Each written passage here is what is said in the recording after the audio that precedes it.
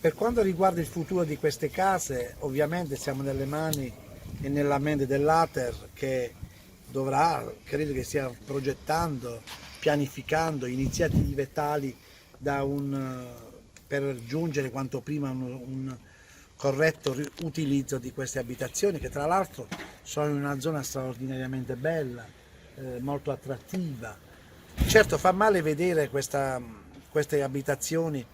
in cui c'è un diffuso degrado. C'è la volontà da parte di Ater, e l'incontro di oggi è l'ennesimo che stiamo avendo,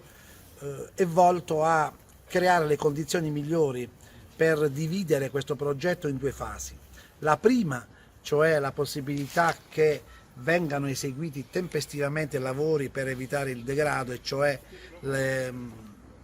una corretta recinzione, sfalcio delle erbe nei giardini e quant'altro, cioè evitare che queste abitazioni possano essere oggetto di luoghi in cui si nasconde la droga, in cui c'è degrado, in cui possono esserci anche degli incontri non consoni al contesto. Ecco, tutto questo devo ringraziare l'Ater, si sta realizzando anche con una certa tempestività. Fatto questo primo ed eseguito questo primo progetto, poi ovviamente si dovrà necessariamente passare al secondo, cioè allo sviluppo e al riutilizzo corretto di queste abitazioni, che sono circa 80. Io credo che questo patrimonio enorme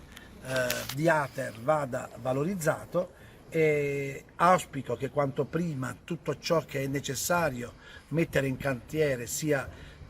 messo, e soprattutto che ci sia la consapevolezza da parte di tutti che